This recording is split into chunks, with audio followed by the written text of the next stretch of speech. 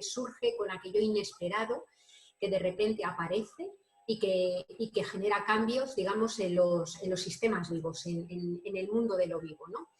Empezando por la primera acepción, tenemos que decir que efectivamente la crisis del coronavirus es un riesgo que requiere acciones urgentes, sobre todo por la dimensión de crisis sanitaria que vivimos los primeros días y que requirió medidas, vamos, que hace unos meses nos hubieran resultado absolutamente implanteables, ¿no? Desde la más dura, desde mi punto de vista, que es la del puro confinamiento, hasta lo que hemos vivido, ¿no?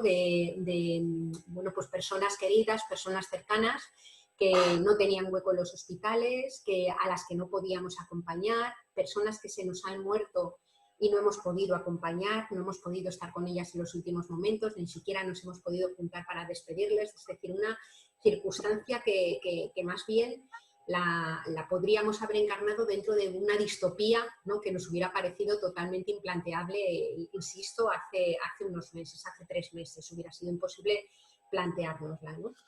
Pero es importante tener en cuenta que esta crisis del coronavirus, esta crisis sanitaria, viene inmersa en un marco de emergencia más amplia, algunas de ellas incluso nombradas, es decir, el gobierno del Estado español, igual que otros gobiernos, había declarado ya hacía algunos meses la situación de emergencia climática, ¿no? A raíz sobre todo de las últimas movilizaciones y de un movimiento como Fridays for Future, finalmente se había declarado la emergencia climática, ¿no?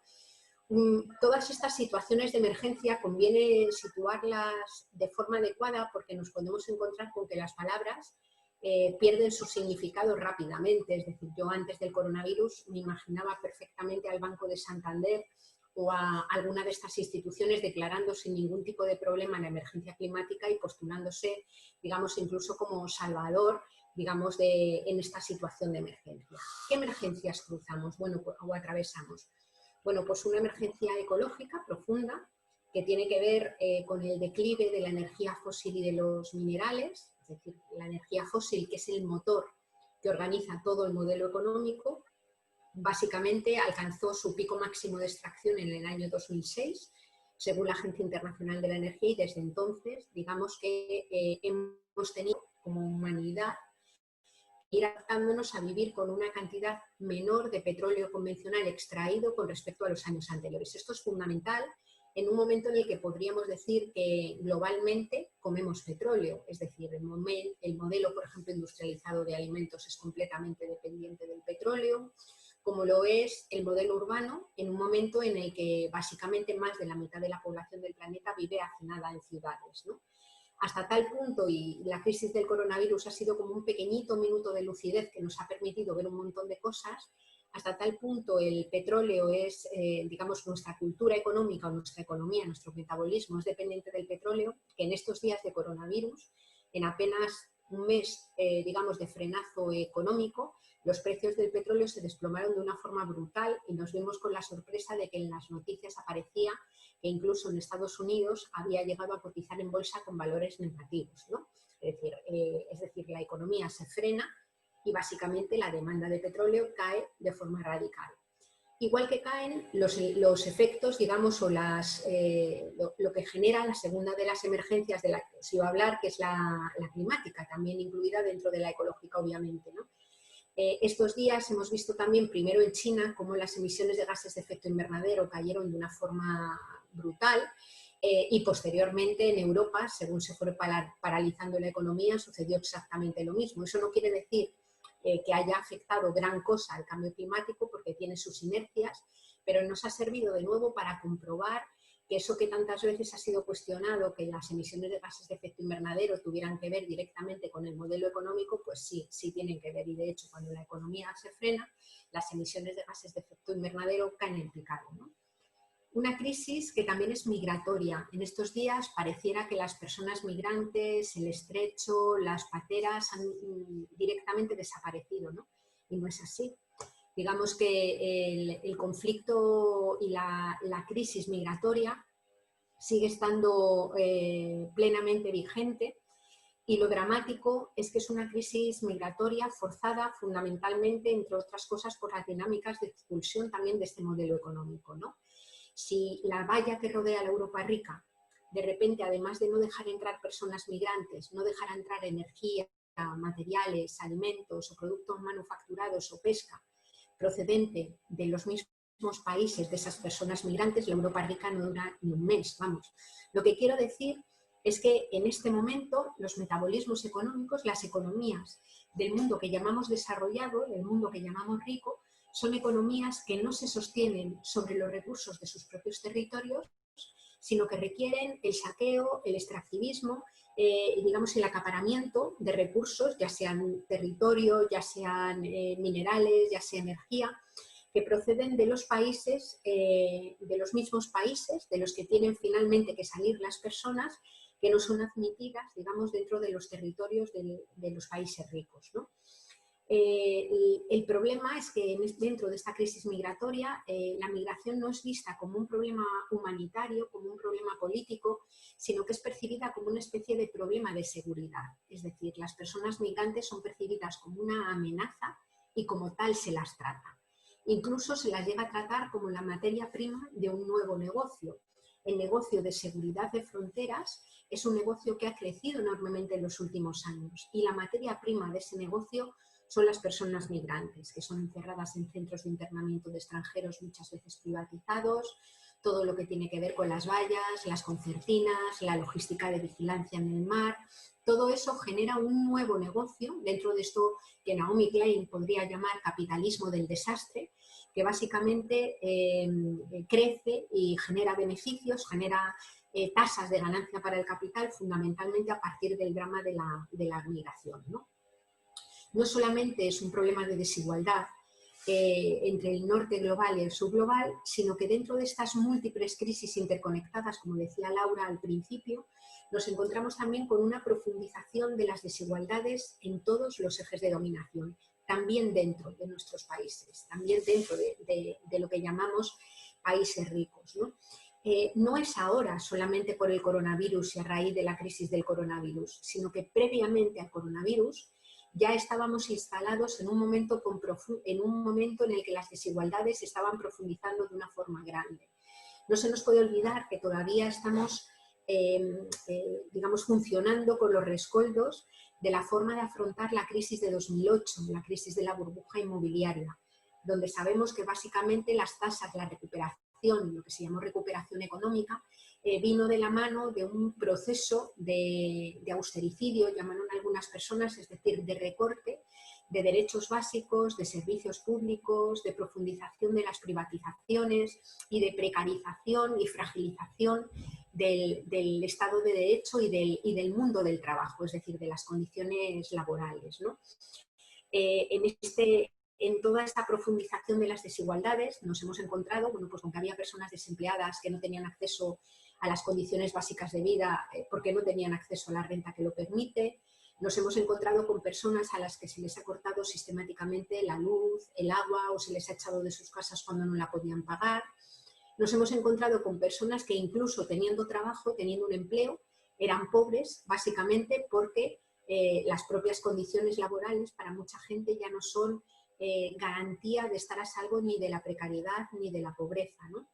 Nos hemos encontrado con que todas esas desigualdades sociales, toda esa precariedad que era ya estructural en la sociedad, tiene, desde el punto de vista feminista, tiene una desigualdad brutal, ¿no? Donde bueno, pues básicamente, mayoritariamente mujeres sufren en mayor medida toda esta desigualdad, no ya solamente por la diferencia salarial o porque la parcialidad y la temporalidad del trabajo les afecte muchísimo más, sino por la situación que se dan en montones de hogares monoparentales encabezados por mujeres y por las situaciones que atraviesan muchas veces mujeres migrantes, protagonistas de esas cadenas transnacionales de cuidados, que básicamente se ocupan del cuidado de los cuerpos vulnerables y finitos, como hemos visto de forma clarísima, por ejemplo, en las residencias de mayores, ahora mismo con la crisis del coronavirus, ¿no? Es decir, una crisis social que, si os acordáis, poquitos días antes de que estallara un poco todo el tema del decreto del estado de alarma y demás, había visitado el Estado español Paul Alston, uno de los relatores sobre pobreza extrema de Naciones Unidas, y la conclusión que había sacado después de visitar diferentes lugares del Estado español es que la precariedad era estructural, estaba instalada, y que había zonas en donde la vida de las personas en determinadas áreas, determinados barrios y municipios era peor que en cualquier campo de refugiados. Es decir, que la situación, digamos, de precariedad era clave. Esto me parece que es importante tenerlo en cuenta, porque la crisis del coronavirus y las consecuencias que va a tener, sobre todo de corte económico, esta crisis, no caen sobre un territorio, sobre un país, sobre un Estado que previamente tuviera unos servicios públicos robustos, sino que cae en un país previamente precarizado, donde, insisto, las personas que tienen dificultades para acceder a la vivienda o pagar su factura de la luz no son ya unas poquitas, no es una situación coyuntural, sino que estamos hablando de una pobreza y de una precariedad estructural, ¿no? En este marco no se nos olvida pues toda la situación de violencias especialmente contra las personas migrantes, y de violencias especialmente, muy especialmente, contra las mujeres, cuya punta del iceberg está en los feminicidios, pero sabemos que debajo de esto se oculta todo un sistema que estructuralmente maltrata, que es el sistema patriarcal, que estructuralmente maltrata, que estructuralmente somete, subordina o subyuga a mayoritariamente mujeres a partir de su propia lógica, ¿no? Me parece que es importante plantear esto porque esta era la normalidad. Esta era la normalidad antes del coronavirus, ¿no? Y esta es la normalidad a la que pretenden y quieren volver a llegar lo más rápidamente posible algunos sectores del poder económico, algunos sectores del poder político, digamos, tratando de recuperar una normalidad que, a ver, es obvio que en la situación de excepción que estamos viviendo hay muchísima gente que ha visto todavía empeoradas sus condiciones, pero no nos podemos olvidar que de aquí era de donde veníamos, ¿no? La crisis del coronavirus, que como decía antes, para mí es un pequeño minuto de lucidez que nos ha permitido ver un montón de cosas, es una crisis desde luego que ha desvelado, y esto es un comentario que le escuchas a muchísima gente que previamente no estaba politizada o no estaba organizada, es una crisis que ha desvelado la enorme fragilidad de nuestros modelos económicos. O sea, pensándolo bien, en plena sociedad del conocimiento, con una tecnología como la que existe, con, digamos, con esta mirada tan falta de humildad en todos los sentidos, que considera que, bueno, pues que los seres humanos somos prácticamente capaces de cualquier cosa, no deja de ser paradójico que se haya podido caer como un castillo de naipes nuestro modelo económico y la forma de funcionar, no digo ya en los 2 meses que llevamos, algo más de 2 meses, sino en las 3 primeras semanas. Quiero decir, en las 3 primeras semanas, sobre todo y arrastrando desde lo que había sucedido en China, antes de que incluso la crisis hubiera llegado al Estado español y hubiera llegado a Europa, empezamos a ver cómo la caída y el cierre de la economía china empezaba a suponer también un desmantelamiento básico de determinados ámbitos de la economía que dependen o dependían en este momento de prácticamente todo lo que se fabrica en China como gran fábrica del mundo, ¿no? Según la crisis se va extendiendo, según el problema se va extendiendo,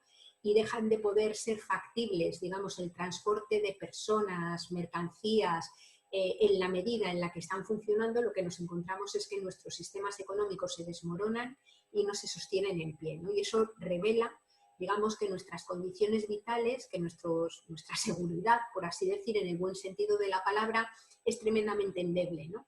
Es tremendamente endeble, sobre todo teniendo en cuenta este marco de emergencias a las que me refería, ¿no? Esto es una cuestión importante. Otro elemento para mí que desvelaba o que desvela la crisis del coronavirus, yo no sé si os acordáis de unas declaraciones que hizo en los primeros días Donald Trump, cuando se empezaba a hablar, bueno, al principio cuando decía que allí no iba a pasar nada, ni nada por el estilo, que venía a decir que la crisis del coronavirus la nombraba, utilizaba la expresión cisne negro. Decía, la crisis del coronavirus es un cisne negro, para referirse a un acontecimiento inesperado que del modo alguno era previsible y que no se hubiera podido evitar, ¿no? Pero lo cierto es que nada más lejos de que esta crisis sea tal cisne negro, ¿no? Y digo nada más cierto si atendemos a los informes que lleva planteando la comunidad científica desde hace no ya unos años, sino décadas. Si nos vamos, por ejemplo, al informe Meadows sobre los límites al crecimiento, que se publica en el año 1972, aquel informe establece una serie de proyecciones en donde ya se anuncia la superación de los límites físicos del planeta y las consecuencias que podría tener también a nivel de enfermedades, a nivel de mantenimiento de las sociedades, ¿no? Y luego, mucho más recientemente, pues la evaluación de los ecosistemas del milenio que hace Naciones Unidas en 2004, los informes del IPCC sobre cambio climático y sobre todo los del IPBES que trabajan en torno a la pérdida de biodiversidad, adelantan con bastante probabilidad la emergencia de pandemias de este tipo. Es decir, anuncia que la pérdida de biodiversidad y también el cambio climático lo que hace es desmantelar una especie de seguro de vida para la vida natural, que es lo que conforma la biodiversidad, haciendo mucho más vulnerables a la especie humana respecto a la llegada de virus que anteriormente habían sido contenidos, por así decir, por la biodiversidad o la interposición de muchísimas otras especies, ¿no? Es decir, lo que nos dice la comunidad científica, y estos días en declaraciones, por ejemplo, de Fernando Valladares, que a mí me encanta, un científico del CSIC, que desde mi punto de vista es un magnífico divulgador y es muy pedagógico contando las cosas, él venía a decir que ya existía una vacuna para el coronavirus, que era la biodiversidad. El problema es que nos hemos cargado la vacuna, ¿no? Y que de aquí en adelante la emergencia y la proliferación de enfermedades de este tipo susceptibles de convertirse en pandemias, pues cada vez es más grande, ¿no? Tuvimos el SARS-12 hace unos años, el ébola, que también es un virus, o sea, no es un virus, pero es una enfermedad que procede, que salta, digamos, desde algunos animales a la especie humana, y eso, bueno, pues esto nos hace estar, digamos, de una forma mucho más vulnerabilizadas, digamos, a la emergencia de todo este tipo de enfermedades. Y a esto le añadimos la dimensión interconectada de nuestra economía, pues claro, el cóctel de riesgo está completamente servido, porque es prácticamente incontenible cualquier tipo de enfermedad. Pensemos en congresos, viajes, mercancías, viajes de negocios de un lado para otro, el turismo. Es decir, en este momento la hipermovilidad de mercancías y de personas es tan absolutamente brutal que desde que empieza a extenderse un virus hasta que se quieren tomar medidas porque aparece ya con cierta claridad como para tener señales de que habría que tomar medidas, digamos, el virus expandido prácticamente por todos los lugares, ¿no? Claro, desde una perspectiva ecofeminista decimos, ¿qué es lo que estas emergencias ponen en riesgo? ¿O qué es lo que está en riesgo con estas emergencias, ¿no? Y lo que tenemos que decir es que lo que está en riesgo es la vida. Lo que está en riesgo es la vida. Y tenemos que recordar que la vida es la vida humana, todas las vidas, pero la vida humana tiene dos importantes dependencias materiales que son completamente insoslayables, ¿no?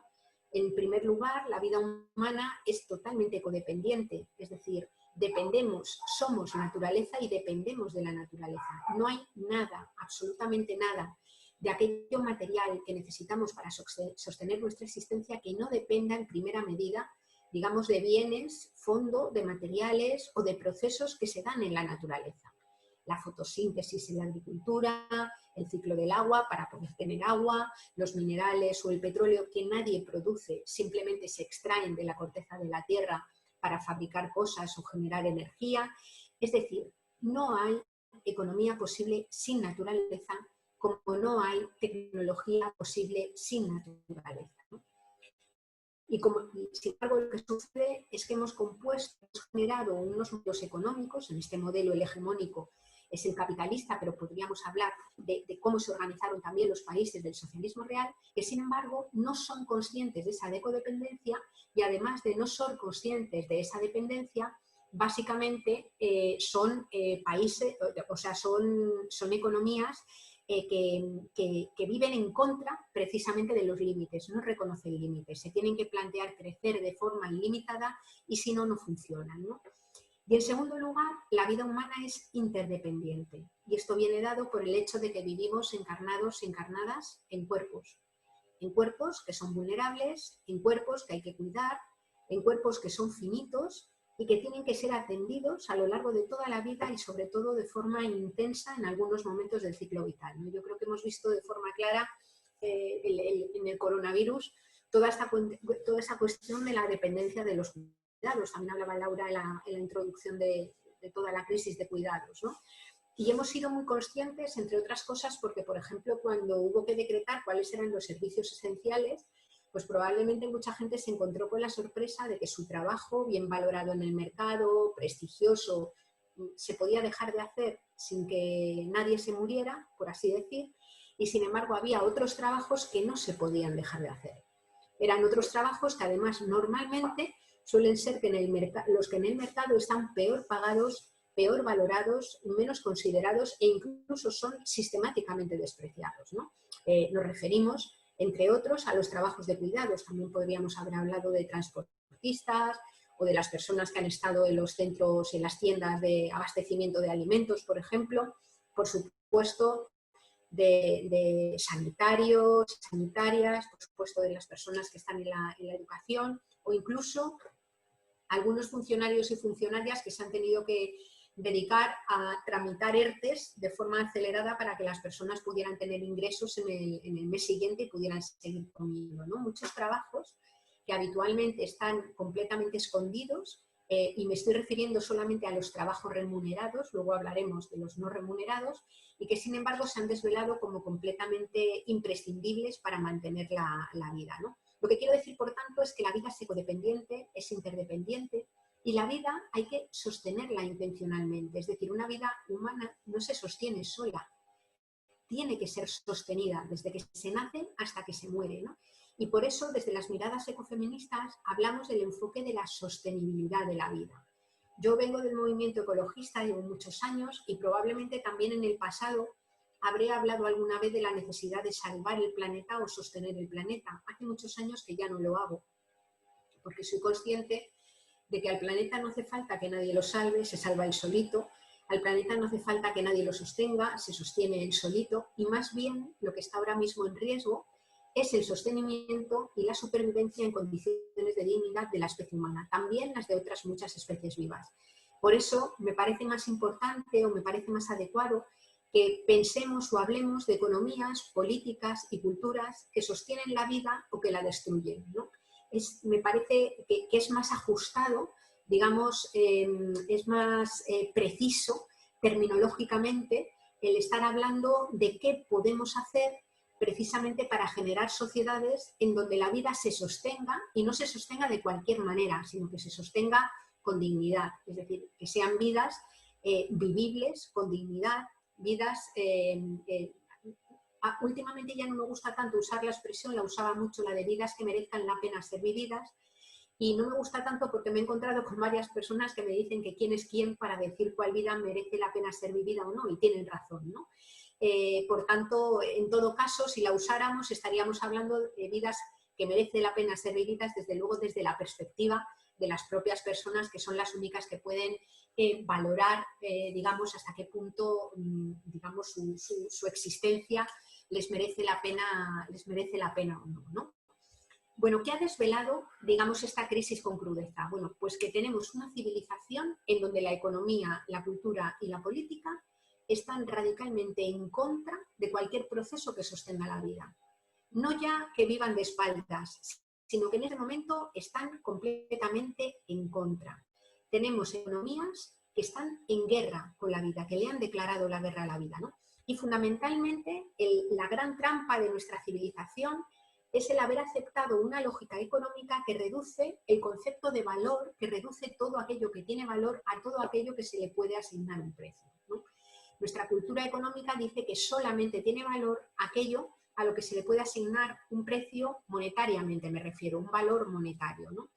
Esto ha configurado una forma tremendamente hostil y yo diría criminal de entender lo que es la economía, porque puesto que lo único que tiene valor es aquello que hace crecer monetariamente las economías, lo único, digamos, que tiene valor o lo que se transforma en prioritario es todo aquello que se hace en el ámbito mercantil que permite que crezcan los agregados monetarios, es decir, que crezca, por ejemplo, el Producto Interior Bruto.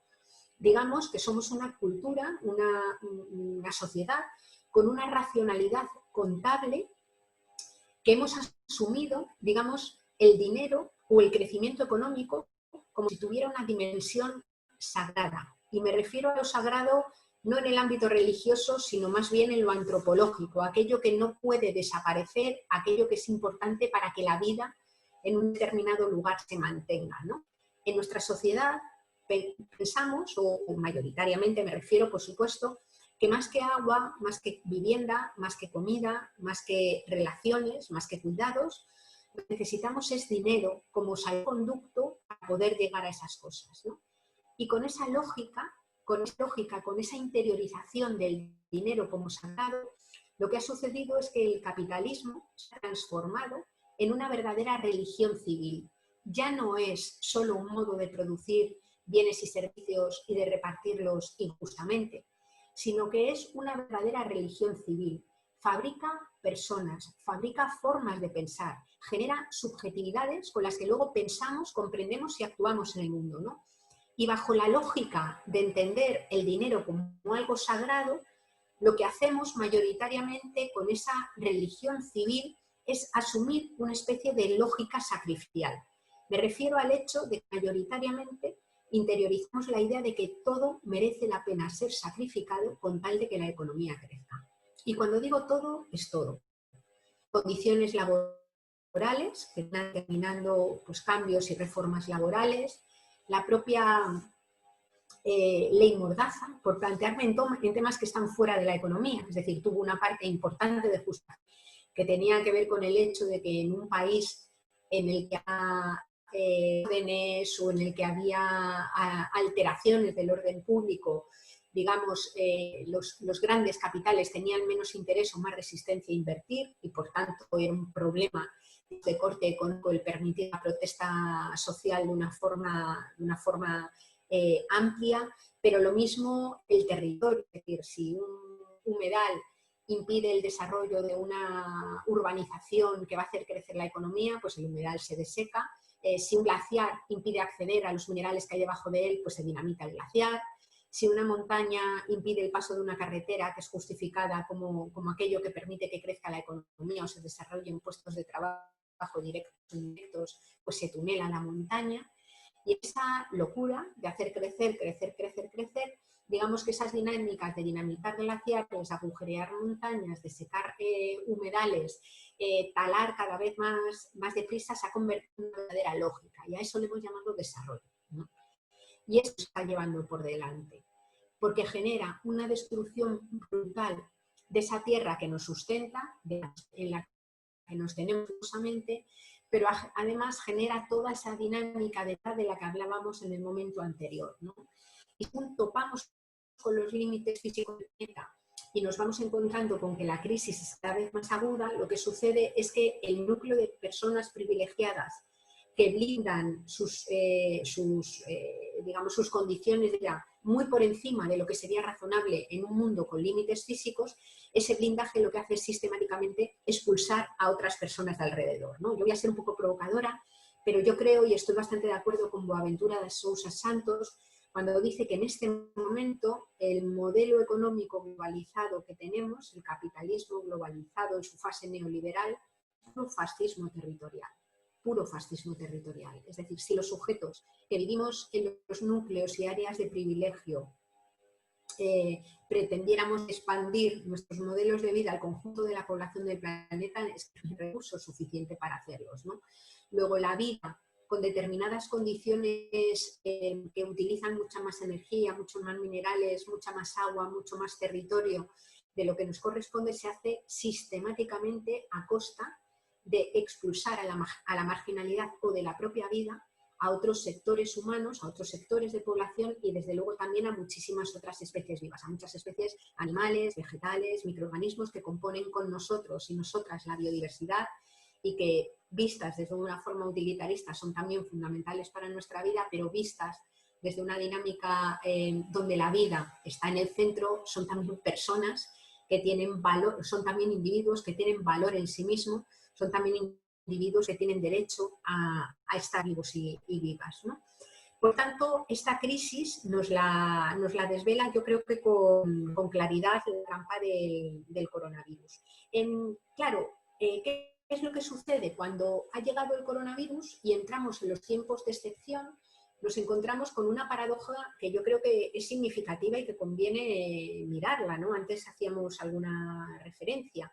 Justamente en este momento de excepción, cuando la economía se detiene y quedamos confinados, resulta que la calidad del aire en la mayor parte de nuestras ciudades y en los sitios en donde vivimos mejora de una forma radical. Es decir, los indicadores de polución descienden de una forma tremenda. Quiero recordar que de lo poco que ya se sabe del coronavirus es que aquellas personas que habían vivido entre 15 y 17 años en lugares donde la calidad del aire era pésima, donde el aire estaba muy contaminado, eran mucho más vulnerables y estaban muchísimo más expuestas a la incidencia del virus. De hecho, la mortalidad ha sido mucho más grande en los sitios previamente contaminados, ¿no?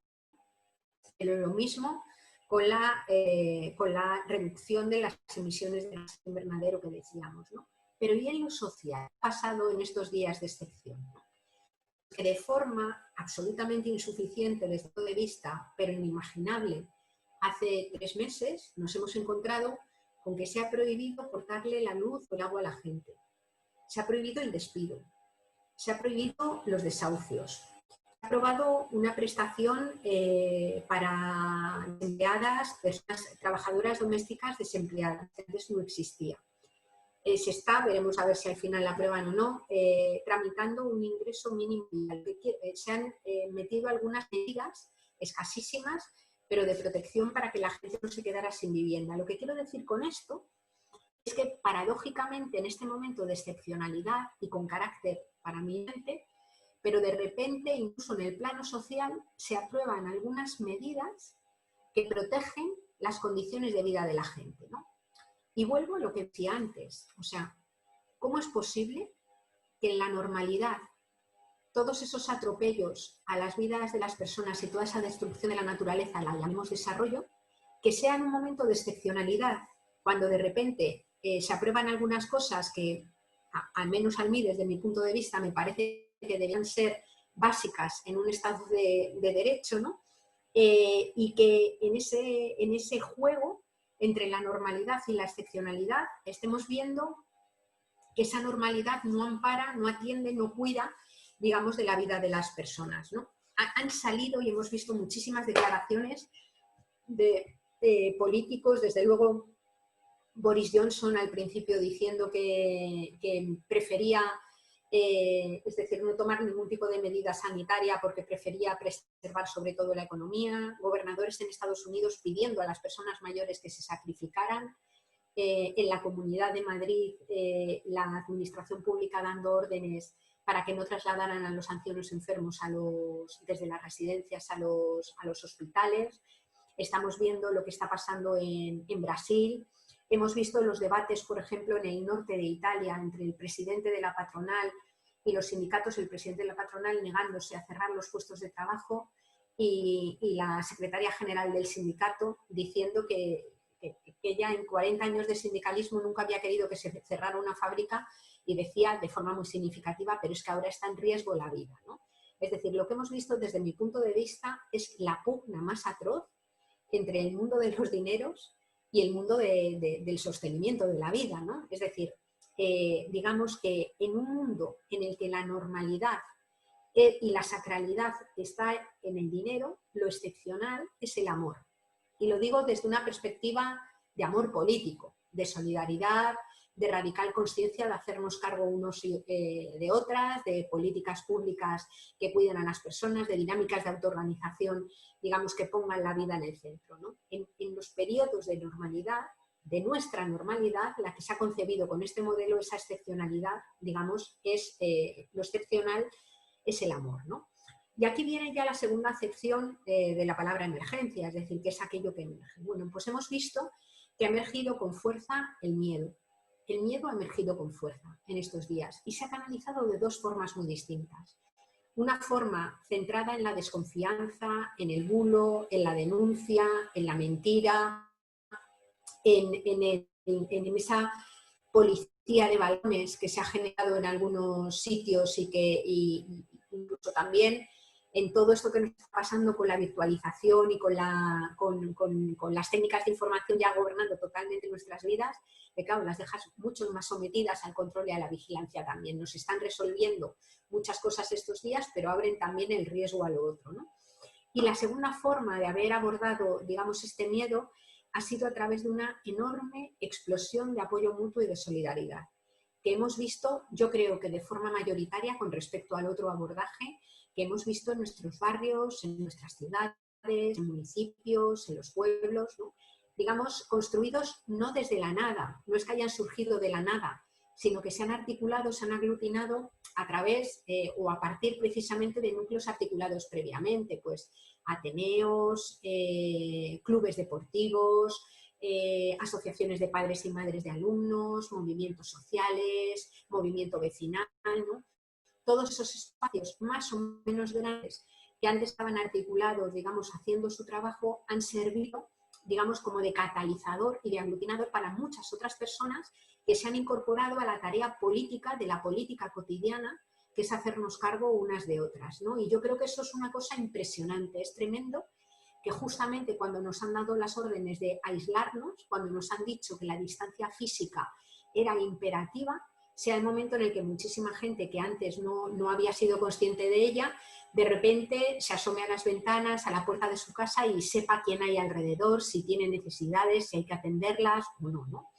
Más cosas que han emergido en estos días ha sido la valoración de los servicios públicos. Lo hemos visto de forma clara con la sanidad, hemos visto o hemos podido sentir lo importante que es que exista una sanidad pública a la que puede ir cualquier persona, venga de donde venga o tenga lo que tenga, ¿no? Donde te pueden atender. Y lo que pasa cuando esos sistemas sanitarios han sido fragilizados y han sido desmantelados previamente, ¿no? ¿En qué lugar o en qué situación de riesgo quedamos las personas? Hemos visto también que esos servicios públicos pueden ser también servicios sociocomunitarios. A mí esto me parece muy importante, es decir, el papel de la autoorganización como un elemento absolutamente clave cara a lo que tiene que venir, ¿no? Me parece absolutamente clave, ¿no?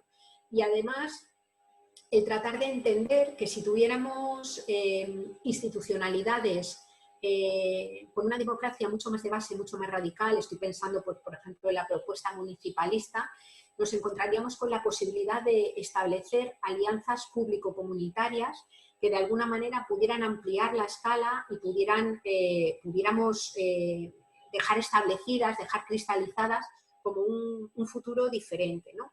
Hemos visto, y no lo voy a repetir, la valoración que ha habido de los servicios, de los trabajos imprescindibles. Sí que quiero mencionar, que antes no lo hice, el papel que han jugado los hogares. Es decir, la mayor parte de la atención del coronavirus no ha sido en los hospitales. En los hospitales ha estado la parte más dramática y la que más hemos visto, pero la mayor parte de la gente que ha enfermado se ha quedado en casa y se la ha atendido dentro de casa. Y no solamente se ha atendido dentro de casa a quienes han estado enfermos y enfermas, sino que ha habido que hacerse cargo de los niños y niñas que no podían ir al cole. Ha caído una carga brutal de trabajo en muchas familias, pues para hacerse cargo de deberes, de clases, de mantener agendas. Es decir, el estar pendiente también de mayores que vivían solos en la distancia. Lo que quiero decir es que dentro de los hogares esta crisis del coronavirus, esta situación de excepción ha supuesto una sobrecarga brutal de trabajo y que ha caído mayoritariamente sobre hombros de mujeres, dado el orden de cosas y el reparto de trabajo que obliga o que impone la división sexual del trabajo de las sociedades capitalistas, patriarcales. Yo creo que esto es importante tenerlo en cuenta, ¿no? Y voy entrando en algunas conclusiones finales que quería señalar, ¿no? La situación de emergencia es una situación que es nuestra nueva normalidad. Es decir, vamos a vivir eventos climáticos extremos, olas de calor, declives de energía y materiales, vamos a vivir alteraciones en la fotosíntesis que van a cambiar nuestras formas de producir alimentos. Digamos que el monocultivo del turismo o la agricultura basada en la larga distancia no se van a sostener y, por tanto, estamos obligadas a pensar en cómo rehacer nuestros modelos de vida para conseguir bueno, pues que la podamos mantener con la mayor dignidad posible, ¿no? Yo creo que ahí hay varios elementos a tener en cuenta, ¿no?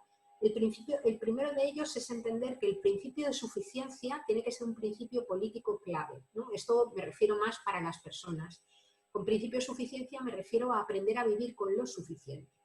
Es evidente que hay personas que necesitan más material o más energía para poder tener vidas dignas, y lo sabemos. Pero somos muchísimas las personas que podemos vivir con menos energía, con menos materiales, con menos productos de consumo.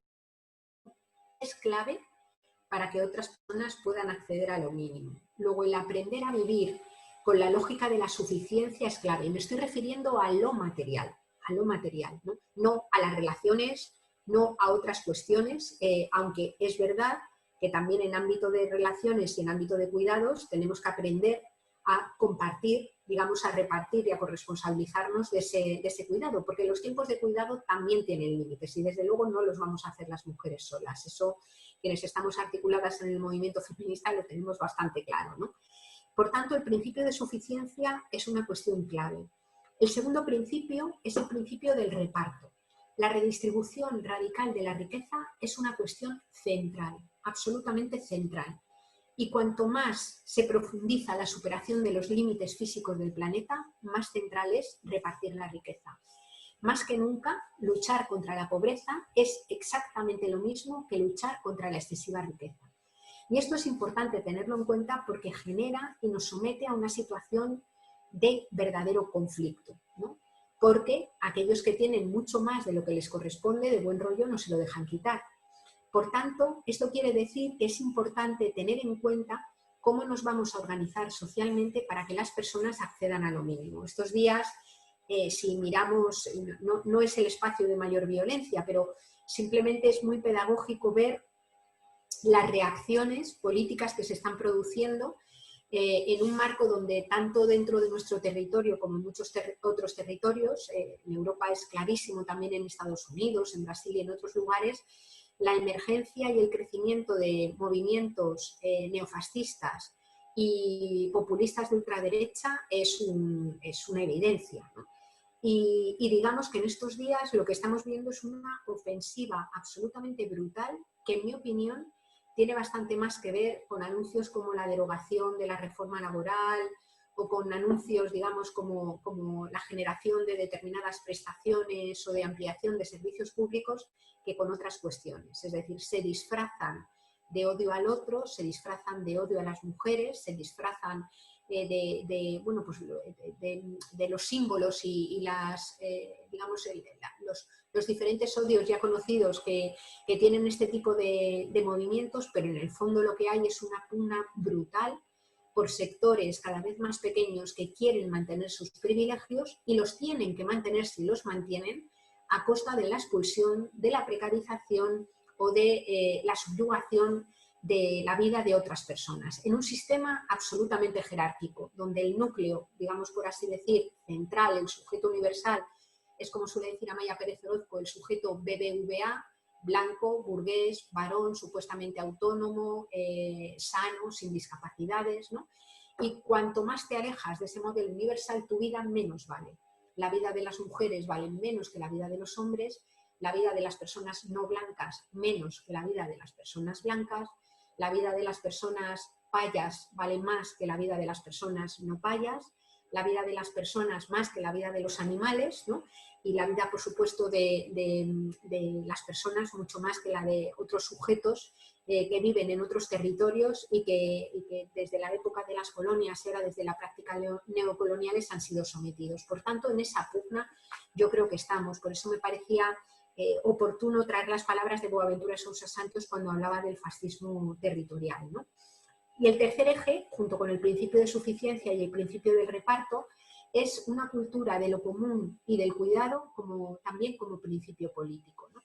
Es decir, la clave ahora mismo es pensar cómo vamos a articular la vida en común en un planeta con los límites físicos superados, con un cambio climático galopante y con unas tremendas desigualdades. Y por tanto, desde mi punto de vista, digamos que esa lógica del cuidado, que no es nada místico, o sea, puede serlo para quien lo quiera vivir desde la misticidad. Yo soy una persona muy poquito mística y lo vivo desde la materialidad más profunda, ¿no? Esa cultura de hacernos cargo de todas las vidas, de no dejarnos gente atrás y de lo común y de los comunes, que es aquello que es limitado pero es imprescindible para que la gente exista como principio político, me parece clave, ¿no?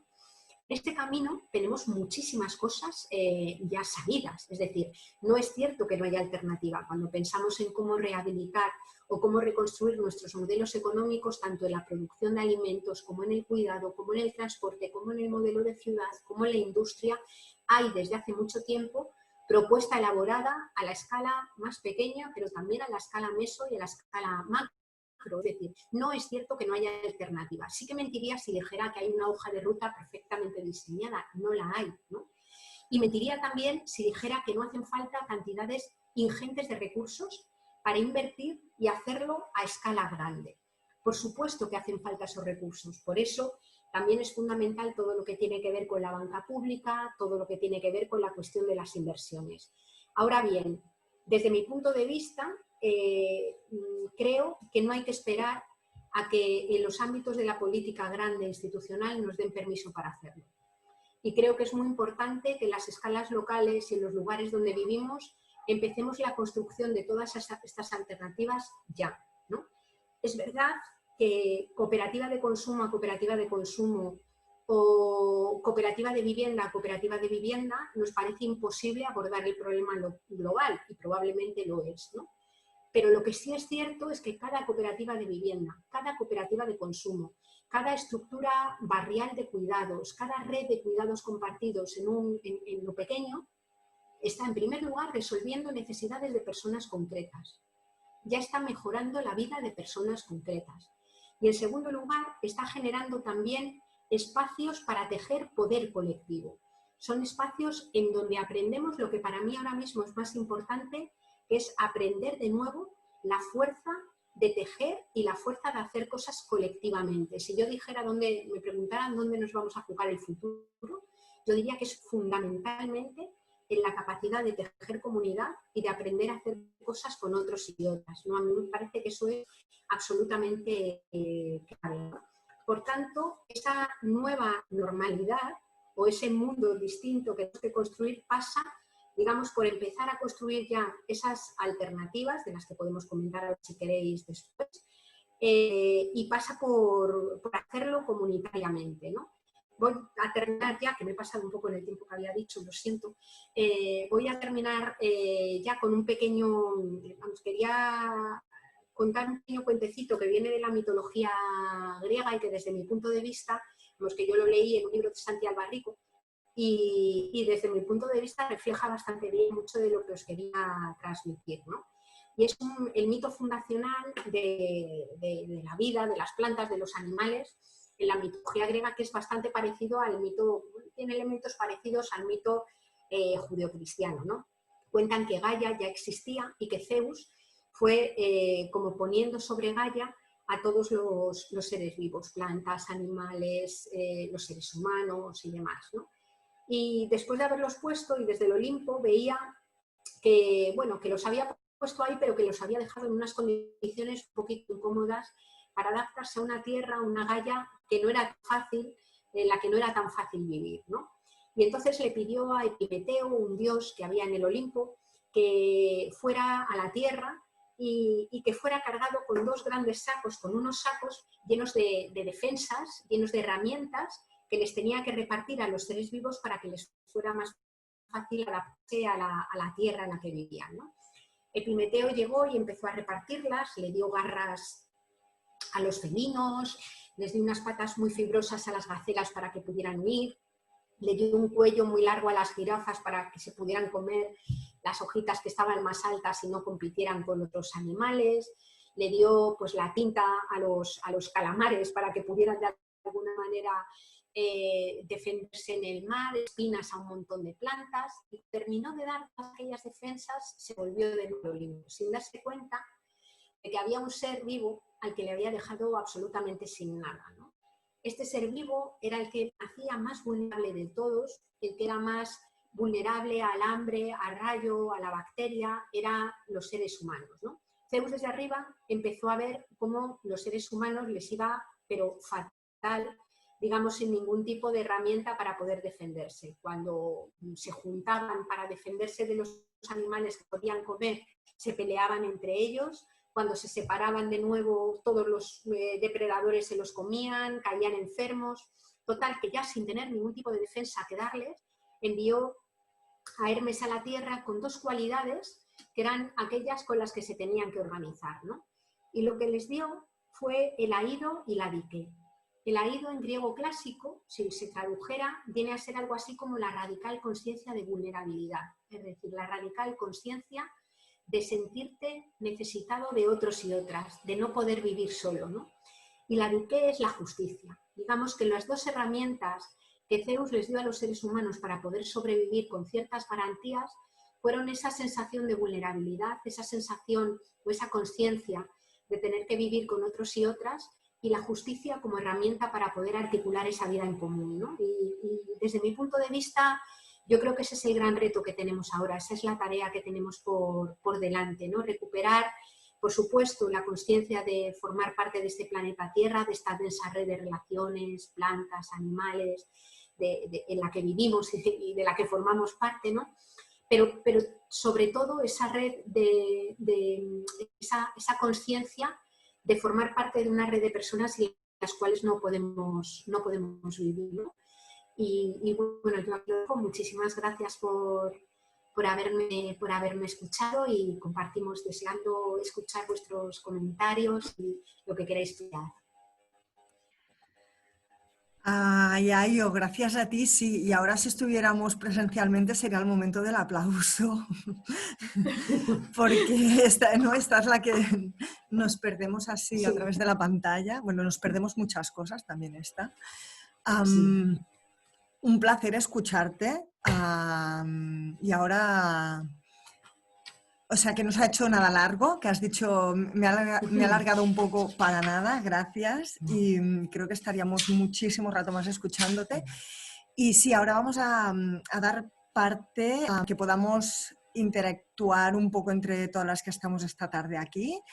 Como os he pedido antes, y también por si alguno ha entrado más tarde, vamos a formular las preguntas a través del chat. Algunas personas ya han escrito comentarios o preguntas y voy a ir haciendo el rol de trasladar estas preguntas. A mí me hierve la cabeza de tantas cosas, la verdad, que es difícil, también es difícil ahora por dónde, ¿no? Pero veo que en el chat ya hay alguna, entonces vamos a empezar por ahí. Quería enmarcar que la Festa del Riu la organizamos entre distintas entidades y también dentro del Ayuntamiento de Manresa distintos departamentos, y principalmente estamos organizaciones que estamos promoviendo pues la economía social y solidaria, pero también las organizaciones de solidaridad norte-sur, también entidades de cohesión social. Entonces, una de las preguntas va un poco por ahí, esta mirada norte-sur, que en el sur hay también ya muchas experiencias de autoorganización, muchas sociedades en el sur con mucha experiencia en esto del buen vivir. ¿Cómo podemos hacer para reconocerlas más, aprender de estas? Y a la vez también en esta mirada hacia el sur, compartir también la preocupación por la situación que están viviendo muchos defensores y defensoras de derechos humanos que han muerto, que están amenazados, bueno, han sido asesinadas, perdón, o están siendo amenazadas, y cómo también tener en cuenta esto, ¿no?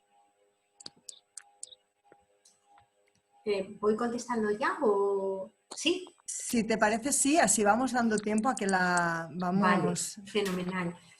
Bueno, pues a ver, yo creo que, yo creo que en general la mirada ecofeminista y en concreto la mía, desde luego, es profundamente deudora de las cosmovisiones y de las miradas y sobre todo de los análisis que se han hecho con perspectiva decolonial, ¿no? Que vienen precisamente de los países del sur global. A mí me resulta absolutamente crucial y en ese sentido no solamente las experiencias de autoorganización, sino las propias experiencias de relación con la naturaleza, entre las personas, de mantener la comunidad en muchos del sur global, yo creo que son una referencia obligada, no para trasladar así tal cual, porque es imposible, ¿no? Pero sí para aprender con humildad y para tratar de establecer, digamos que la riqueza que hay, yo lo que más conozco es América Latina, ¿no? Pero la riqueza, por ejemplo, de experiencias de relación en América Latina es tremenda, o sea, no se nos puede olvidar. Yo recuerdo una vez que estaba estábamos en una charla y había una mujer mapuche. Y bueno, en la charla muchísimas personas estaban hablando pues, de la situación del colapso, de las alternativas, del qué hacer, si la vida se desmorona y tal. Y esta mujer estaba muy callada y de repente tomó la palabra y vino a hacer una llamada un poco como de relajo a todo el mundo y decían, miren, a nosotros el mundo se nos colapsó hace más de 500 años. Y aquí estamos resistiendo y construyendo la vida, ¿no? Quiero decir con esto que muchos de los pueblos originarios son pueblos que han sabido y saben mantener sus existencias después de haber sufrido todo tipo de atropellos, violaciones de derechos humanos, arrebatamiento, de haberles arrebatado su tierra, saqueado los recursos, ¿no? Es decir, explotado sus cuerpos hasta dimensiones insoportables, ¿no? Por tanto, por supuesto, todas las experiencias de autoorganización que nos vienen del sur global son claves, ¿no? Y en cuanto a la situación de defensores de derechos humanos y defensores de la tierra y de la vida, bueno, yo creo que es una cuestión que hay que tener en cuenta y que tiene mucho que ver con esta dinámica que hablaba del extractivismo, ¿no? Del extractivismo prácticamente de todo, de minerales, de energía, pero también del extractivismo que se produce en los territorios, por ejemplo, en los ríos, para generar energía hidroeléctrica que luego a su vez es utilizada en la industria extractiva, ¿no? Esto lo que está sucediendo es que después de haber agotado prácticamente todos los lugares del planeta en donde era más fácil extraer petróleo, carbón o minerales, se está llegando, digamos, a extraer en otros lugares en donde vivían fundamentalmente sociedades campesinas, pueblos originarios, ampliando, digamos, este extractivismo y esta vulneración de derechos. Aquí lo que es curioso, hay que pensar que si ahora mismo miramos todos los lugares en donde hay conflictos bélicos, guerras formales y no formales, lo que nos encontramos son con problemas extractivistas de fondo. Irak, Irán, Libia, Venezuela, Colombia, es decir, son lugares en donde se están extrayendo petróleo, pero también otros minerales de forma masiva y están cruzados por guerras que a veces son formales, como fue la Segunda Guerra del Golfo, en donde el ejército aliado, del cual formaba parte el ejército del Estado español, entraron buscando unas armas de destrucción masiva que jamás aparecieron. ¿Os acordáis de aquellas manifestaciones con el lema "No más sangre por petróleo"?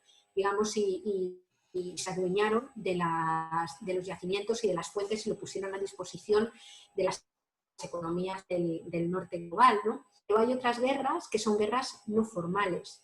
Y en este caso estamos hablando, por ejemplo, de grandes empresas de corte transnacional que llegan a los territorios, son empresas extractivistas y que cuando se encuentran resistencias u oposición a su tarea extractivista, lo que hacen es iniciar una especie de protocolo que es el mismo en todas partes, que empieza por el amedrentamiento, por asustar, por criminalizar, por enjuiciar, es decir, utilizar el lawfare, es decir, la utilización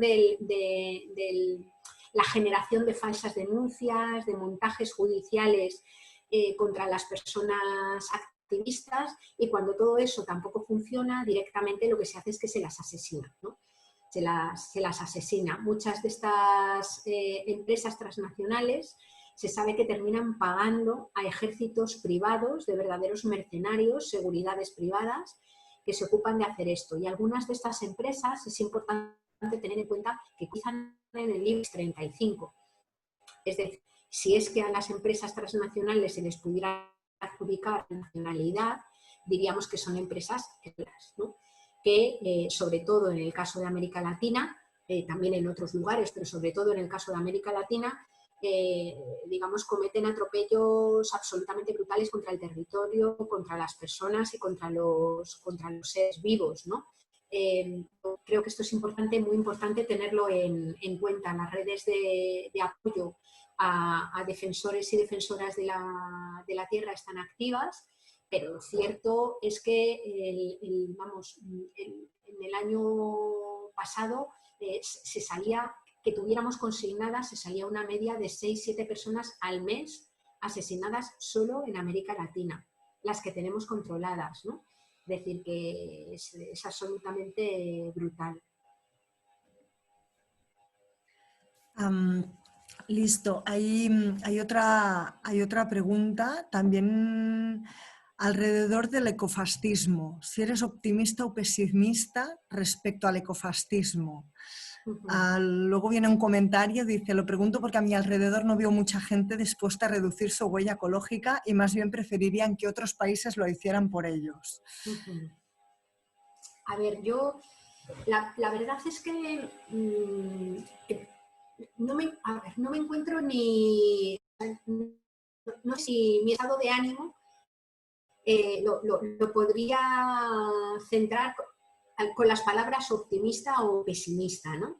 Es decir, desde luego el movimiento ecologista del cual yo fui es un movimiento que si bien ha ido ganando cosas puntuales, por así decir, digamos que lo gordo lo vamos perdiendo. Es decir, surgimos y nos articulamos fundamentalmente en los años 70 para impedir que los límites físicos del planeta se superaran, que se generara la dinámica de cambio climático. Y bueno, después de muchos años y mucho trabajo y de haber conseguido pues, cosas importantes, yo no digo que no, lo cierto es que la dinámica del cambio climático sigue empeorando y todavía no se han tomado medidas eficaces, es decir, tiene que venir una catástrofe y no es la forma para que bajen las emisiones de gases de efecto invernadero, porque no lo hacen las políticas públicas, digamos, que debieran proteger y poner en el centro a las personas, ¿no?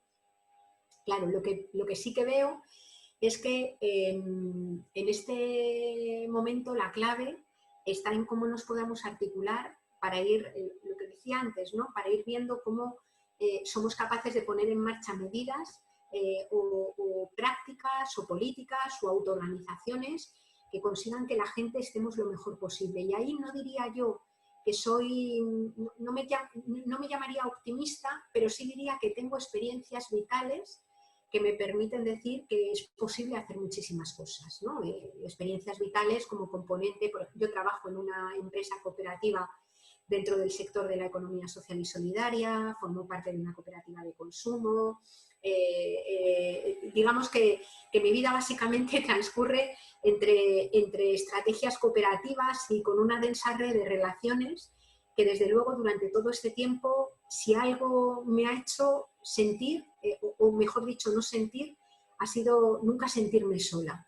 Es decir, sentir que la práctica política que llevábamos a cabo tenía sentido, que resolvía cosas y que desde luego a mí, a las personas que estamos juntas y que compartimos, nos daba desde luego un sentido vital absolutamente inagotable que para mí es una fuente de riqueza vital tremenda, ¿no? Yo no diría que soy una persona optimista, pero sí me definiría como una persona satisfecha y como una persona que mira el futuro con la esperanza activa de estar intentando cambiarlo y de ver que se consiguen cosas. Ahí sí que me definiría, ¿no?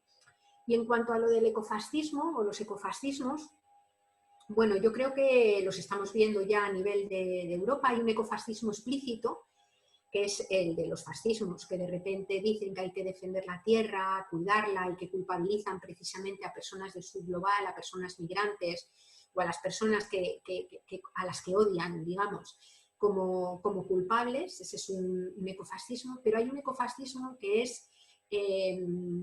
no es explícito, que probablemente sea incluso hasta inconsciente, que es el que muchas veces se defiende cuando hablamos de políticas de economía verde o de capitalismo verde o incluso algunas veces de Green Deal, ¿no?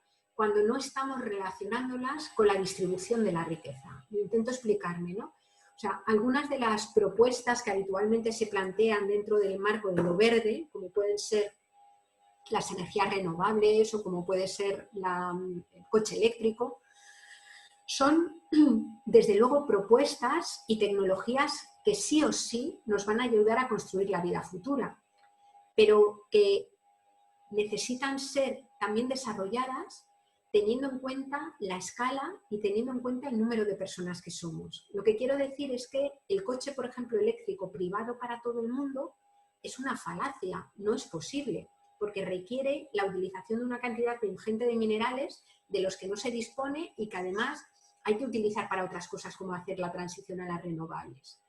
Por tanto, cuando hablamos de, como una propuesta verde, como una propuesta ecológica, transformar el mundo del coche, el motor de combustión, en coche eléctrico, y no lo hacemos pensando más bien en cómo transformar un sistema de movilidad que se base en la bici, en caminar a pie, y cuando no puedes utilizar esto en un transporte sí motorizado y electrificado, pero público y colectivo, es decir, no de coche individual.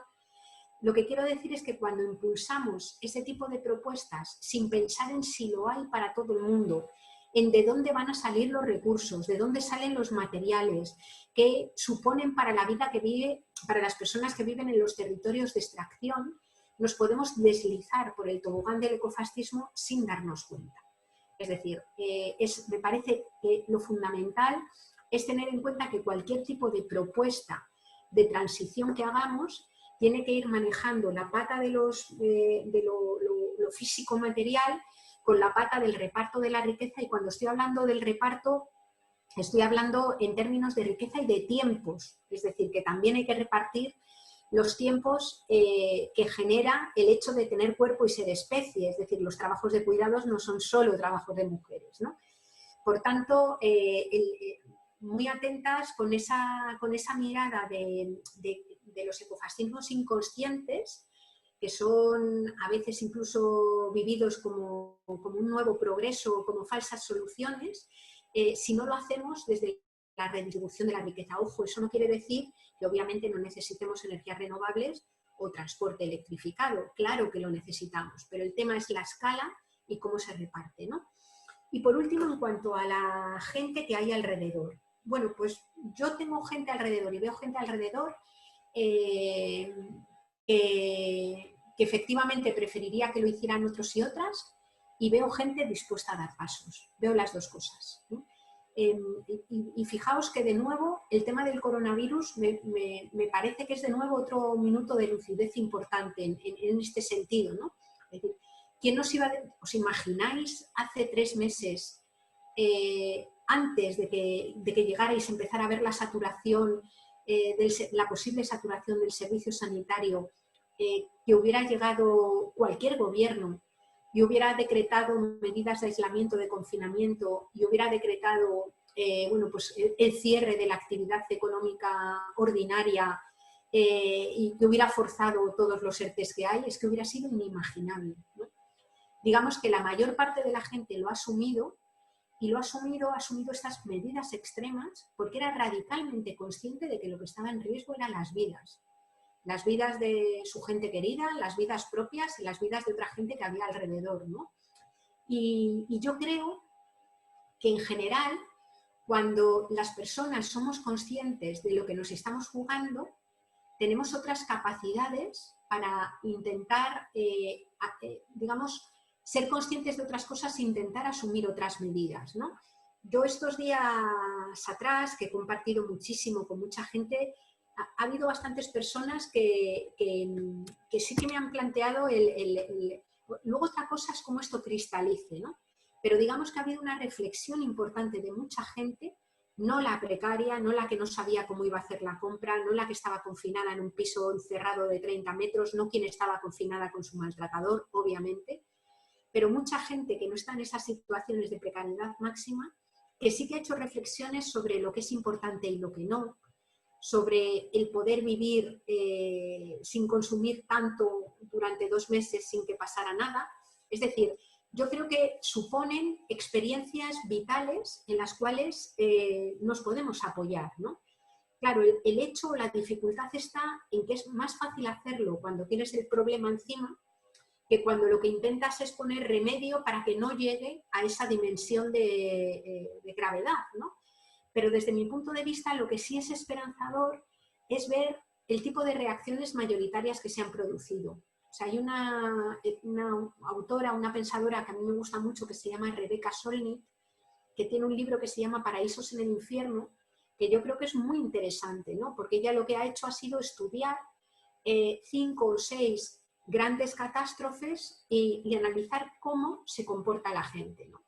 Y la sorpresa es que, aunque desde luego surge la violencia, aunque desde luego pueden surgir los saqueos, desde luego lo que surge con mucha más fuerza es el apoyo mutuo y lo colectivo, ¿no? Esto, por ejemplo, en el estallido social de Chile, en octubre se vio de una forma muy clara. Los primeros días ante el estallido son los saqueos, es la quema de algunos espacios, pero inmediatamente después, en un país donde durante los últimos 40 años lo que se ha vivido ha sido a partir de toda la cultura pinochetista mezclada con los Chicago Boys, un proceso de individualización extrema, es decir, donde cada persona era empresaria de sí misma, cada persona era responsable de sí misma y todo estaba privatizado. Sin embargo, ha surgido también con una fuerza brutal lo comunitario, hasta el extremo de juntarse en cabildos, que es como llaman allí a las asambleas, y estar siendo capaces de forzar un cambio en la propia constitución del país, ¿no? Donde la autoorganización, las ollas comunitarias, los comedores populares han crecido de una forma tremenda, ¿no? O sea, planteo esto porque, bueno, yo fíjate, ahí sí que no soy nada pesimista en el plano antropológico, ¿no? Yo vengo de una familia bastante conservadora, ¿no? Y no me he criado especialmente, o sea, muy buena gente, muy buenas personas, pero no me he criado en un espacio especialmente activista. Fui a escuelas completamente normales donde no tuve una preparación, por así decir, y sin embargo estoy donde estoy porque me he ido encontrando gente que me ha ayudado a mirar de otra manera. Me he ido encontrando con personas que por su tipo de vida o por el testimonio que han dado, o cuando me empecé a activar en movimientos sociales, compañeros y compañeras a veces más mayores, gente de otros lugares, ¿no? Y yo muchas veces pienso que si yo de donde salí sin tener esa sensibilidad, pues ahora tengo un poco de sensibilidad, es que cualquier persona puede hacerlo, cualquiera, ¿no? Es decir, otra cosa distinta son esos sectores de gran poder económico, absolutamente amorales, que tienen nombres y apellidos y que han decidido desahuciar a parte de la humanidad. Es decir, conviene no tener la ingenuidad buenrollista de pensar que puedes convencer a todo el mundo, pero yo creo que a mucha gente sí.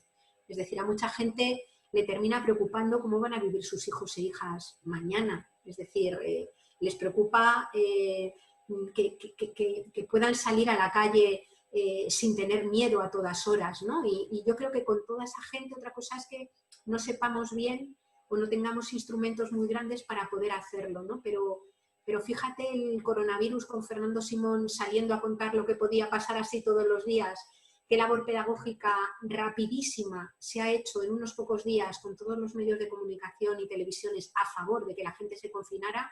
Imaginemos lo que podría ser esto, explicando lo que es el cambio climático, explicando el declive de energía fósil y minerales, explicando muchas otras cosas. Yo creo que sí sería posible.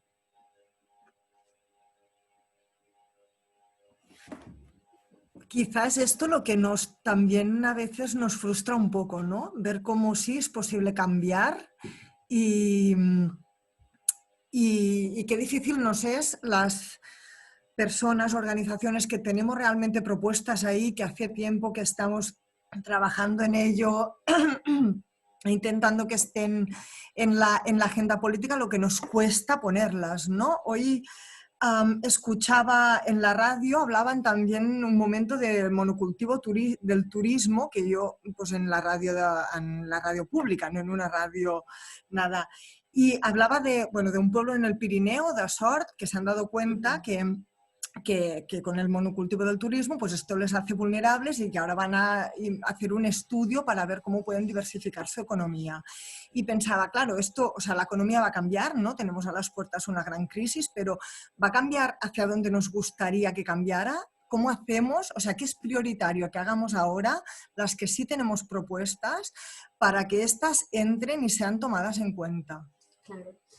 A mí, fíjate, esto es una cosa a la que le doy montones de vueltas y no tengo una respuesta obviamente cerrada a decir esta sería la receta infalible, ¿no? Pero yo creo que de esto podemos salir o mucho peor, es decir, con las mismas lógicas de siempre, pero lloviendo sobre mojado, de una precariedad previa y con un futuro complicado en términos climáticos, en términos de energía y minerales, en términos de biodiversidad, en términos de profundización de la crisis migratoria. Es decir, podemos salir de esto mucho peor, hacia una especie de regeneración del capitalismo como una especie de feudalismo regional capitalista violento, por así decir, ¿no? Y puede ser la posibilidad, que ya mucha gente lleva planteando desde hace tiempo y hay mucho trabajo hecho en marcha, de intentar llevar a una escala un poco más amplia muchas de las propuestas en las que llevamos trabajando mucho tiempo, ¿no? Y a mí me parece que ahí lo que marca la diferencia es el tipo de movimiento y de presión que podamos generar, ¿no? O sea, yo creo que incluso yo me planteo, ¿no? Digo, imaginemos que vivimos en un municipio, en un estado, en un país, en lo que sea, en el marco territorial que cada cual quiera pensar, en donde ha llegado a ganar las elecciones y ha llegado a ocupar, digamos, los cargos de gobierno, las gobernantes de nuestros sueños. No planteo ni siquiera qué corriente política podría ser, ¿no? Imaginemos, ¿no? Claro, el problema que hay es que incluso la gente de nuestros sueños, cuando llega a las instituciones, se encuentra que la institución no es solamente neoliberal porque la ocupen personas neoliberales, sino que es que hay todo un entramado de tratados de libre comercio, de protocolos, de leyes, que llevan legislando desde hace un montón de tiempo para blindar las cosas tal y como son. Lo que quiero decir es que incluso hacer cosas verdaderamente relevantes en el ámbito institucional requiere un nivel de confrontación brutal, y esto lo hemos visto cualquiera que hayamos estado cerca de una opción municipalista así decente, ¿no? Es decir, que en donde se pone en marcha la maquinaria de los medios de comunicación, de las fake news, de la amenaza, del bulo, la amenaza de los poderes económicos. Lo que quiero decir con esto es que como los cambios que hay que hacer requieren cierta desobediencia institucional, por así decir, es imposible que se puedan hacer si no hay un gran apoyo social que sostiene esos cambios, ¿no? Y yo creo que ahí hemos querido estar en el ámbito de los movimientos sociales, tenemos también tenemos responsabilidades importantes, ¿no? Y es cómo ser capaces de generar un movimiento, no digo un solo movimiento que los englobe todos, ¿no? Sino desde toda la multiplicidad y diversidad de movimientos que somos, cómo podemos hacer para al menos compartir algunos elementos básicos que nos hagan empujar en la misma dirección, ¿no? Yo muchas veces pienso, cuando ves a tantos movimientos sociales y también partidos políticos de los pequeños que están en la periferia, que tienen miradas emancipadoras, peleándose entre sí todo el día, digo, bueno, esto invierten tanto tiempo para pelearse a lo interno porque en el fondo no son conscientes ni se creen, aunque lo digan, la gravedad de la crisis que afrontamos. Porque si fueran conscientes de lo que tenemos por delante y de lo que puede venir por delante si no hacemos nada, yo creo que no perderían tanto tiempo en pelearse, en desarrollar, digamos, esos movimientos enfermos donde a veces da asco estar. Es decir, si necesitamos mucha gente articulada y activista, necesitamos generar movimientos donde a la gente le guste estar, donde el activismo, la militancia, la organización comunitaria sea una parte también placentera de nuestra vida, es decir, donde queramos estar, donde nos sintamos más seguras, donde nos sintamos, y puede ser una moñez decirlo, pero donde nos sintamos queridas. Una no puede estar razonablemente y trabajar con ganas en un espacio en el que no te sientes reconocida, en el que no te sientes valorada, en el que no te sientes importante, y eso hay que cuidarlo, ¿no? Por tanto, creo que dentro también de nuestros propios movimientos sociales, sea el que sea y con el cariz que sea, hay que revisar también mucho las lógicas que hemos reproducido. Yo creo que las lógicas patriarcales, entendidas de una forma amplia, se han reproducido también mucho dentro de los movimientos sociales, ¿no? Los liderazgos únicos, los egos desatados, la cultura de la humillación y del zasca, que está tan metida y que yo creo que además las redes sociales las han exacerbado de una forma brutal, la pérdida que yo creo que eso también, la velocidad de las redes sociales es importante, la pérdida del sentido del debate, es decir, el hecho de que cuando escucho el discurso o el texto de un movimiento social en el que yo no estoy y hay una parte que me rasca, o que no me gusta, no la invalido toda, sino que entro en debate con esa parte para ver qué puedo hacer. Sin embargo, en las redes sociales vas a ese punto y ya invalidas además con el insulto, con la ofensa, con la humillación, ¿no? Yo creo que ese es un tema sobre el que debemos reflexionar. Es decir, y además reflexionar rapidito, porque urge, ¿no? Es decir, ¿qué tipo de movimientos? O sea, es imposible generar un mundo distinto, generar un mundo que ponga los cuidados y lo común en el centro, que esté centrado en la cultura de la suficiencia, del reparto y del cuidado y de lo común. Si los movimientos que creamos para poderlo generar y para poder caminar hacia hacer ese camino están basados en la lógica antigua de la pugna más feroz y más bestia, ¿no? Es decir, en este sentido yo creo que es importante tener en cuenta que no hay, como decían digamos, los movimientos sociales clásicos, no existe una lucha, una victoria final, no hay un punto de llegada en el cual todas las contradicciones sociales de repente se evaporan, es un camino. Y en el camino el conflicto, la tensión, los egos van saliendo y hay que saber trabajarlos, ¿no? Y yo creo que es muy importante esa labor de pedagogía social dentro de nuestros propios movimientos para ser capaces como poco de sumar. Lo deseable sería multiplicar, ¿no? Pero como poco de sumar. O sea, es una pena la cantidad de gente que está haciendo prácticamente lo mismo y, ojo, a mí me parece bien que lo hagan y que lo hagan desde sus espacios, ¿no? Lo que me preocupa es que no sean capaces de juntarse ni para sacar una pequeña campaña que presione para la aprobación de una renta básica de las iguales, por ejemplo, por diferencias minúsculas. A mí me parece que ahí sí que tenemos un problema grande. En el chat hay otra pregunta que va hacia la clase política, ¿no? Las personas que están tomando las decisiones de cómo se gestiona la crisis en la que nos encontramos. Yo al final de tu intervención, cuando has compartido el cuento este de Gaia, y pensaba quizá una parte del problema es también que estos políticos hay que recordarles esta parte de vulnerabilidad y de justicia.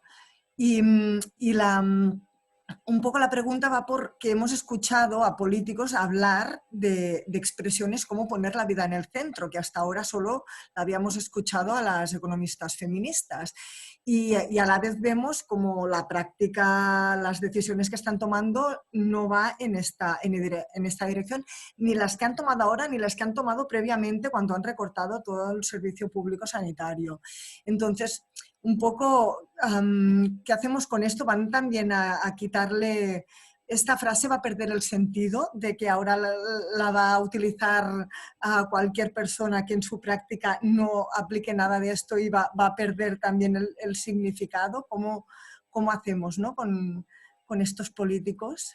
Bueno, yo creo que, o yo al menos en mi experiencia, lo que tengo claro es que con cada palabra, con cada término que utilicemos, hay que estar constantemente recordando y dotándole de sentido, ¿no? En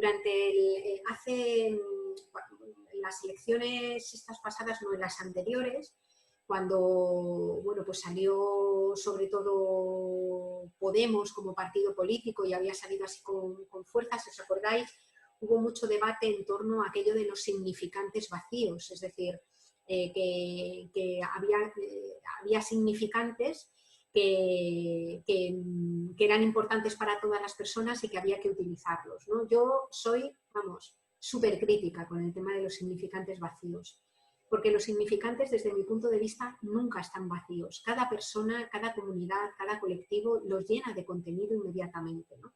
Y por tanto, hay que estar aclarando a qué te refieres de forma permanente. O sea, antes, yo ahora, con el tema de poner la vida en el centro, es cierto que en los últimos meses ha empezado a ser muchísimo más utilizado en algunos discursos políticos, ¿no? Y corre el riesgo en esos discursos políticos de vaciarse de contenido o de convertirse en un eslogan absolutamente vacío, como previamente lo ha sido la libertad, como previamente lo ha sido la sostenibilidad o como previamente lo ha sido lo verde. Es decir, tú ahora mismo te metes en Internet, en un buscador y aplicas el calificativo sostenible y te pueden salir hasta balas sostenibles, y no lo digo de coña.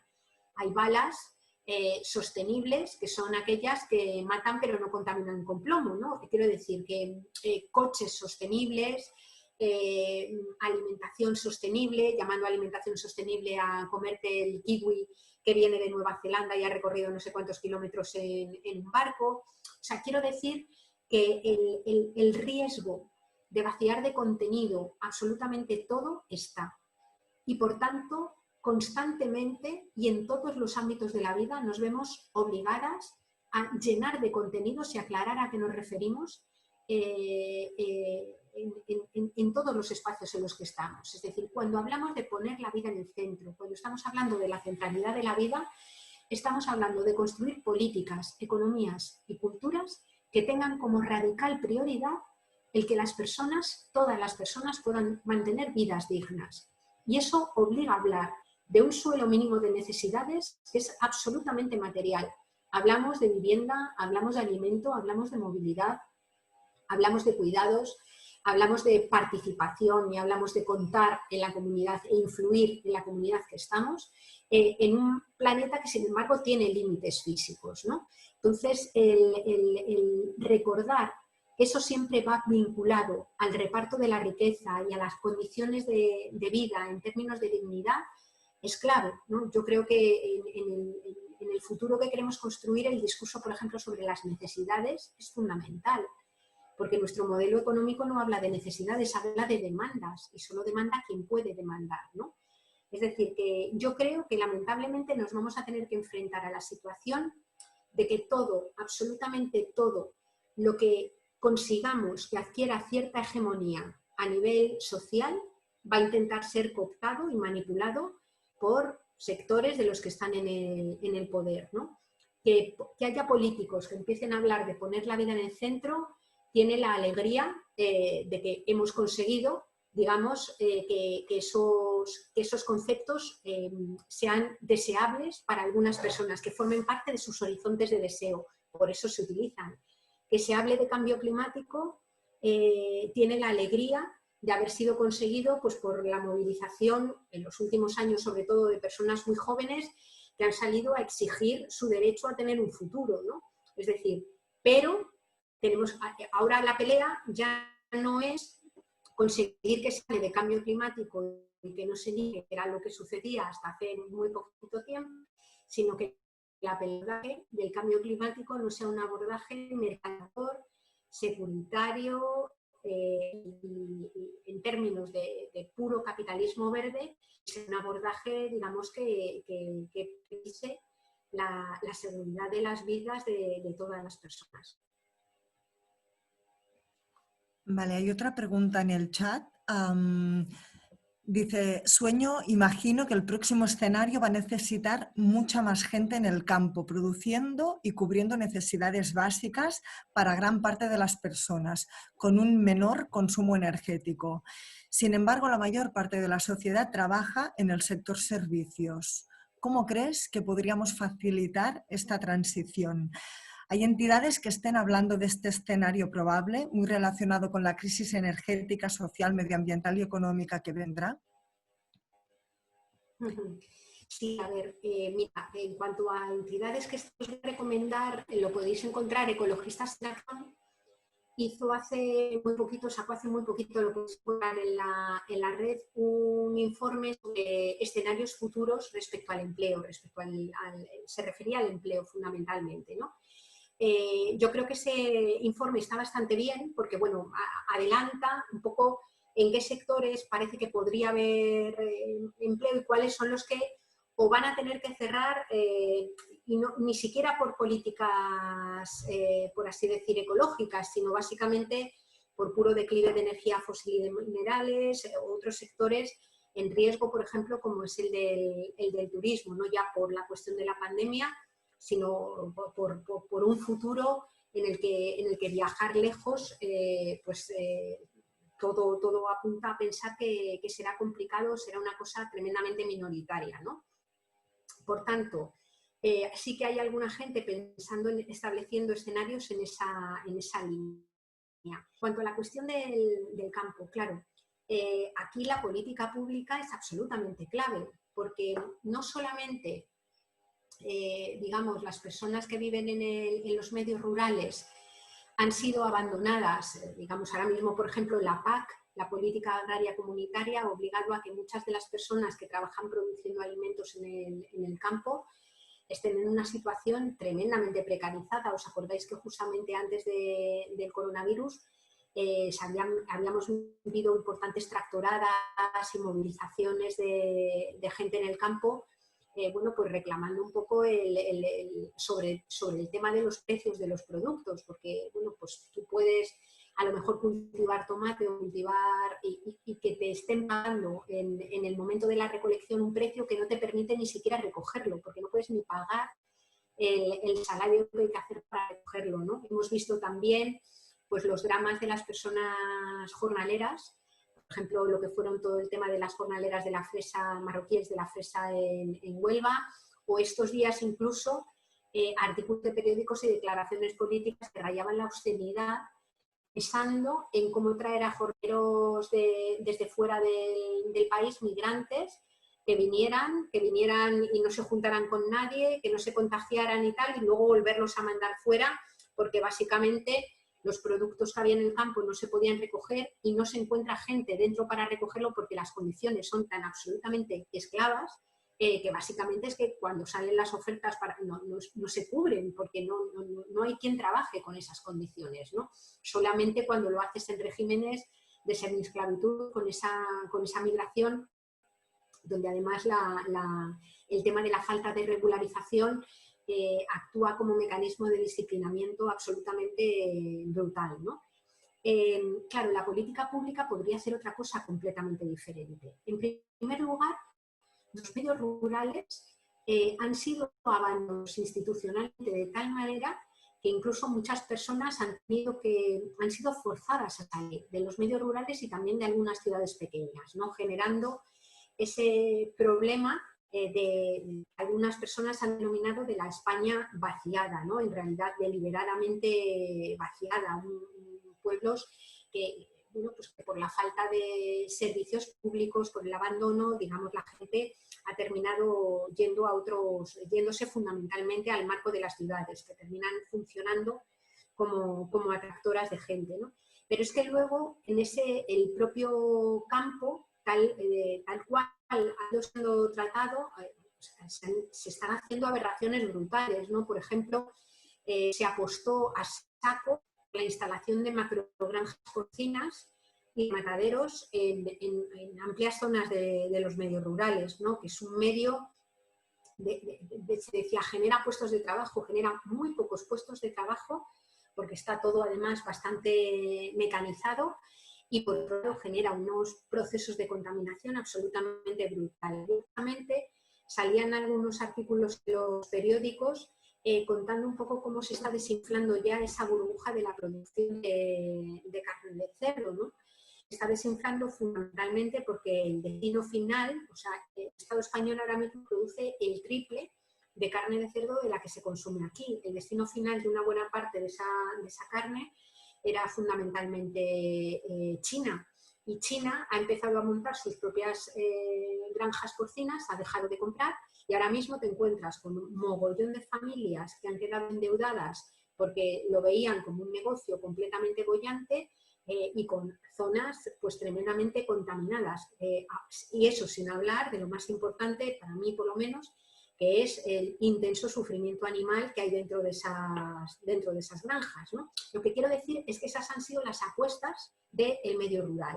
Sin embargo, podría haber otra política radicalmente distinta que apostara, por ejemplo, por la producción en términos, con la agroecología como base para orientarlas, ¿no?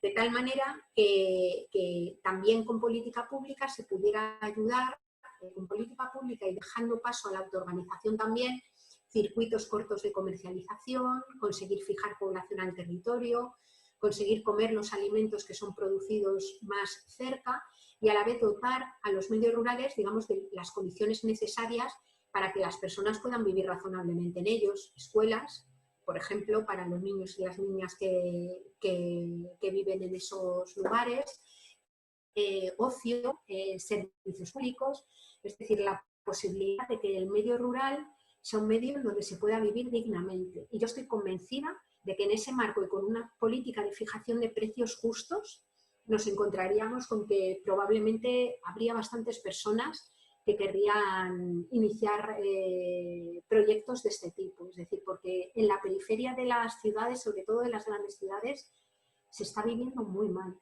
O sea, es